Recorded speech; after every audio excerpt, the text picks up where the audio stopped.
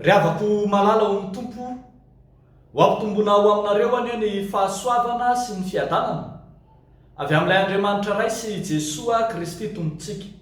Amen.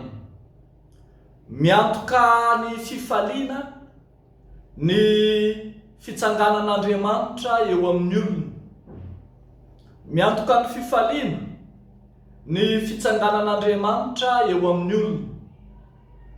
Salamo fa 8:20 ny andininy voalohany hatramin'ny andininy fahaefatra. Hitantsika taratra eo fa antoko ny fifaliana ny fitsanganan'Andriamanitra eo amin'ny olona.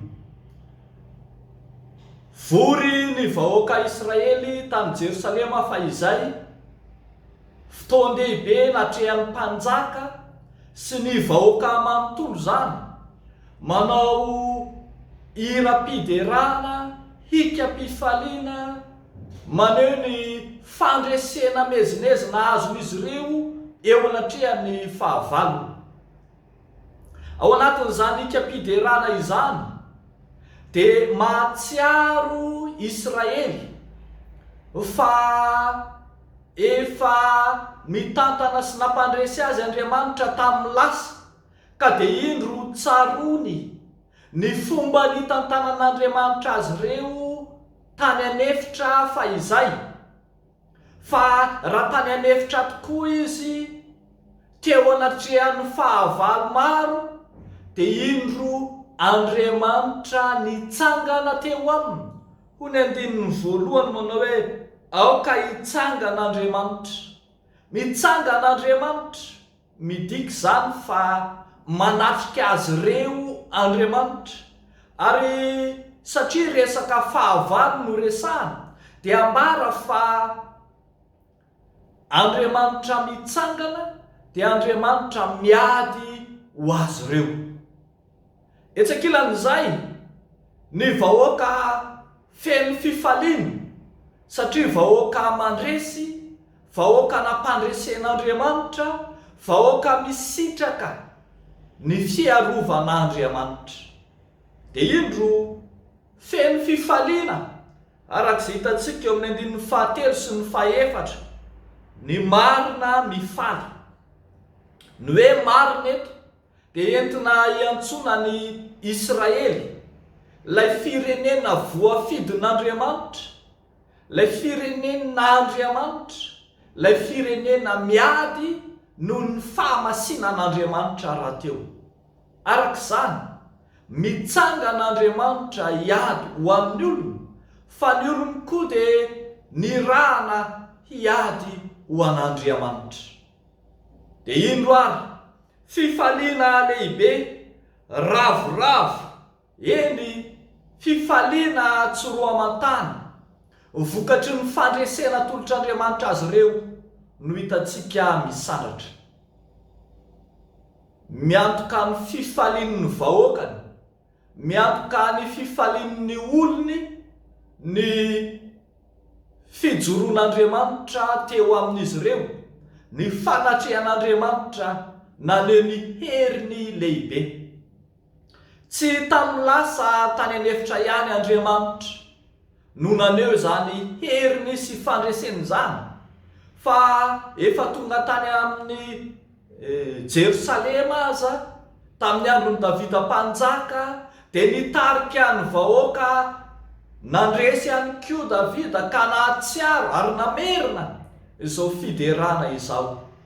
Ary mbola hitantsika fa raha vakina ny toy n'izao soratra masina izao dia efa mitsinjo sahady ilay fandresena mezinezina rahatrizay, ny fandresen'ny lanitra any an-danitra rahatra izay. Iran'ny mpandresy, fifalian'ny olona mandresy, zany no hitantsika eto. Riavako malala, nanana anjara toerana manokana teo amin'ny tantaran'ny fiangonana ary teo amin'ny tantaran'ny firenena azy ity Salamo 9:20 ka asandatra isaky ny miatrika fahavalo. Rehefa andeha milahatra hiady ny tafika tariny mpanjaka dia atao sy vetesina ity salamo fahavalambenimpolo ity anehoana fa Andriamanitra no mpitarika lehibe miantoka fandresena ho an'ny olona. Efa nisy fotoana aza nampiasaina matetika tamin'ny vanim-potoanan'ny réforme frantsay ity salamo ity, nampiasain'ireo antoko mpivavahana na antoko réforme antsoina hoe huguenot, izay nitondra sy niady nitaky ny antsoina hoe fahafahana. Rehavako malala, rehefa miatrika olana fahavalo na endrika inona dia tsy maintsy manantena ilay fifaliana sy fandresena ianao, manantena fa hitsangan'Andriamanitra hiady amin'ny fahavalo ka ho toy ny tsinotsinona izy ireny, hiely ny fahavalo, handositra izy ary ho tahaka ny setroka ny fieliny. Etsakilan'izay kosa ny marina, ny olon'Andriamanitra dia ho vonto fifaliana anao hika mpandresena. Ho aminao zany, ho an'ny fiangonana, ho an'ny marina matoky an'Andriamanitra rehetra, ho antsika kristianina tsiraray avy. Eo n'Andriamanitra ny voninahitra.